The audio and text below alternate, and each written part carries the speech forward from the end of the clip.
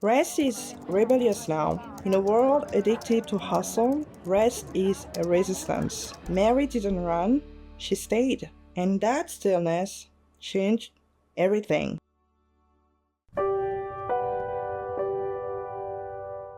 I used to measure my worth by my output.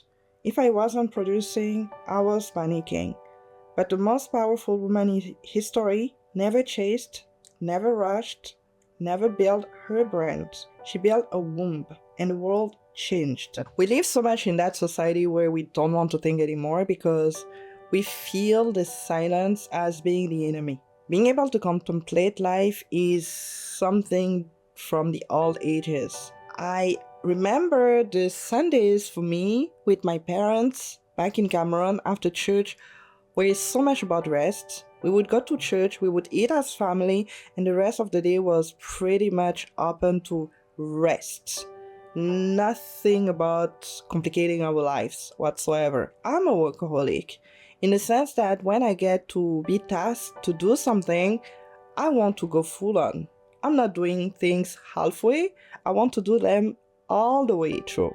And it burns me a lot because I don't notice my own needs and I don't take the time to pause. I don't take the time to have those breaks and really think deeply. And we are not invited to do that nowadays because it comes from a show to the next show. Everything is designed and set up that way. Online, you get much more of the content that you used to have back then when we got the first videos on YouTube. TikTok became something that a lot of people eat up so much. And any social media is designed that way to distract yourself, to make you waste your time actually. Because there's a lot of things that you know when you start putting time aside and not do those things, you're gonna find a lot of passion that you can do in real life, in real time, and not wasting hours scrolling down. But it's so hard because we are not used to that. We have not been set up for that. And the body naturally is not designed for such a fast-paced life. Because at some point you want to take those breaks or you're gonna burn out. It's too much to handle. We are not designed for that. But the point of getting us to be so distracted is for us to not find our purpose, to not find our vocation, to not hear God's voice anymore.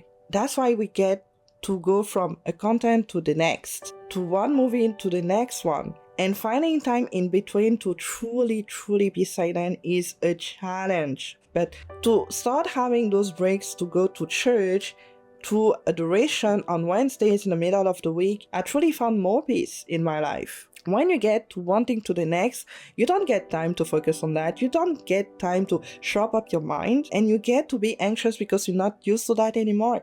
I know people that are like that.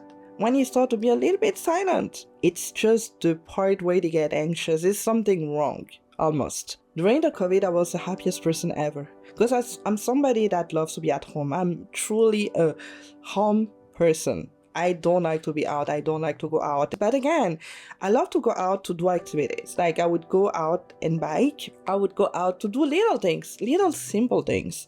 But don't ask me to go out every day if it's not for work, because then I have no option.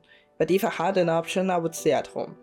And I started to cultivate that part where I wanted to just be in my things, truly, simply. And not because I don't like other people, it's because at some point, because you get so much distracted, you're forgetting what you are supposed to do. And that becomes a very big issue because it takes time to truly think, to truly pond and having those ideas, being creative. It truly takes those time to cultivate that. Those silence moments to cultivate that. That's not the society today. And there's an agenda for that. There's definitely things being set up in that light. And to me, it's simple. The more you hear God's voice, the more you know what you have to do, the more you truly get to be aligned with your vocation, and the more you get to have your community and anything for the better. Not for what a government is going to want you to do. And they don't like it. The silence is that moment of reflection, not to think about ourselves, because it's not the point either, but to start getting to something that is definitely not superficial, not about ourselves, but truly for God and what He wants for us. It's in those moments that you truly hear all of that. We live in an age of content, performance, visibility. Our calendars are full, our souls are empty, and rest feels like a risk. Because what if we fall behind?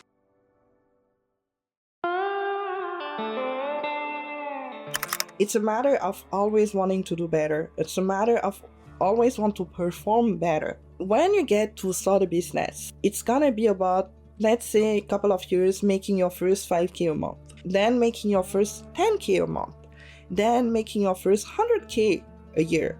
And then it's gonna progress and get to be a prize for you to always make more money, because it becomes your line of knowing how you're progressing. You need to have lines to see how you develop, how you're getting better.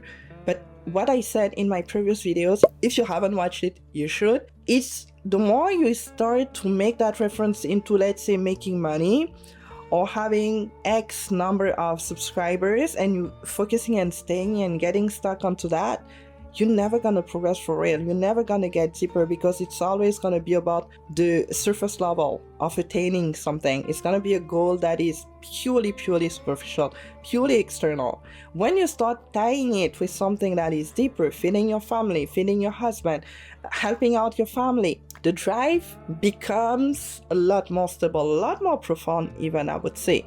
And when you start adding it up to the glory of God and building the kingdom, when it's not about you, it gets to be over beyond. So how much money you make don't matter, but you will make it because you're truly doing something good, and usually you get rewarded for it.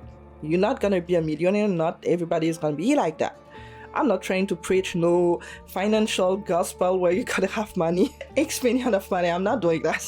I'm not into that lens. No. But I'm saying that putting the hard work always gets its reward.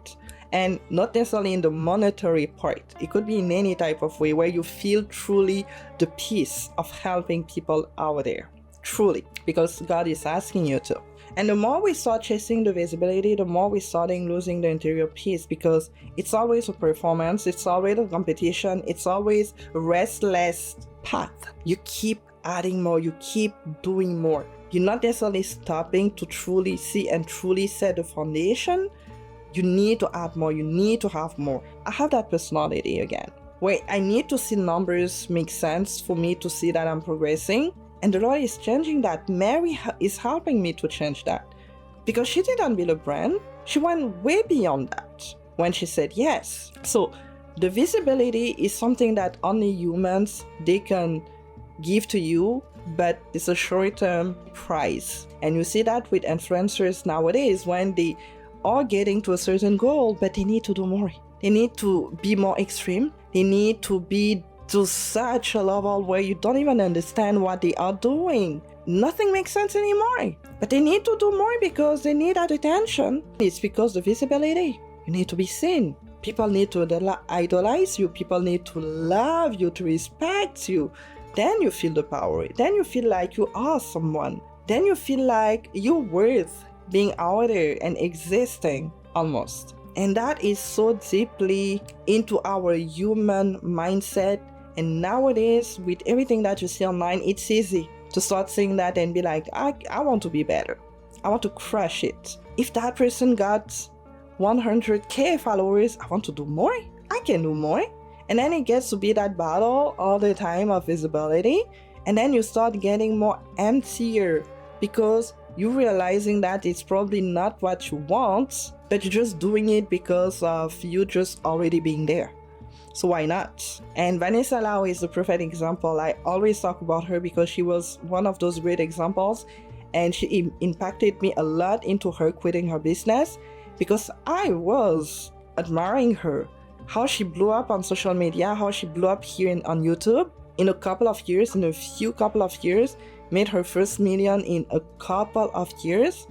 And then I saw her quit, burning out everything, even with all the money she had. That impacted me a lot. That made me think about a lot of things. And then I started going back to God and truly ask, And I started finding out the truth about just the visibility. So now it's something that is totally different that I'm building here. And I'm fine with that. I'm fine with not necessarily being seen all the time. It's not that I'm not thinking about it, because I see people online succeeding and being so much more successful than me, but I'm focusing on my lane and I keep looking at God for anything and everything. But Mary's life shows us a different way. She receives, she rests, she ponders. Luke 2:19. Mary kept all these things, pondering them in her heart. That's a woman in rhythm with heaven.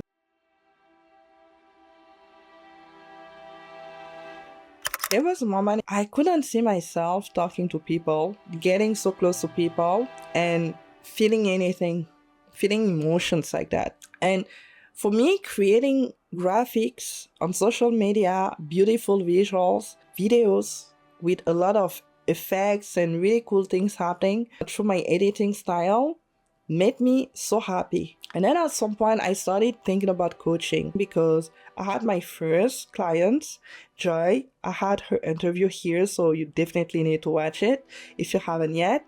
And she opened up my eyes to something that was coaching related. And at first I was very resistant into it, because I didn't see myself as a coach, like somebody that could talk to people and help them through that way. But I thought, and I think it was really through those silent moments where you are in the crossroads of you enjoying things, but you knowing that you need to do something different. I still love editing videos, I still do that, but the idea of coaching people was not necessarily something that I thought about, although I studied psychology, so it was very intriguing for me to know people's motives and drive, but the one-on-one approach was something that was a little bit more intimate, and I was not ready to talk to people like that and sell myself like that. Who am I? And nowadays, I'm working through that, but the discernment comes from me being more silent and starting discovering that, yes,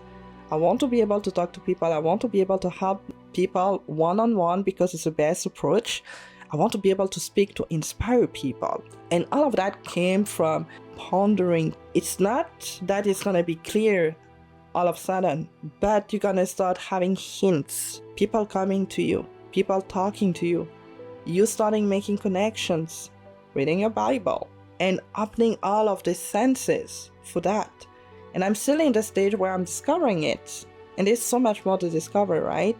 And through me creating a circle for people to be able to pray the Rosary together and helping people one-on-one to be more confident and to really be the woman and the daughter of Christ is a way that I would never have thought before if it was not for me pondering and wrestling into the silence. So that's probably something that you might be going through. Maybe you don't have that time and you're too distracted, but you still have those hints. Ponder, think, rest on them. Get the time that you need for that. Rest is not laziness. It's spiritual trust. It's choosing to believe that God is still God, even when you pause.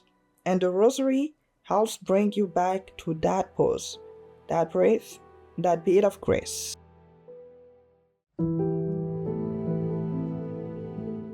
Something that you can do is to join the 7-day Rosary Challenge, because your prayer becomes your protest. You can do anything and everything through the Rosary being the tool that the Lord gave us when He gave us His mom, Mary. And for me, it's a journey, wonderful journey, where the result, the goal is for the Lord only, but you transforming yourself through that path, truly magical. So it's something that I offer, it's something that I'm so excited to share with everyone, to be able to understand what is the Rosary, what are the mysteries. Meditating through those mysteries in the life of Christ, nothing is more beautiful than that.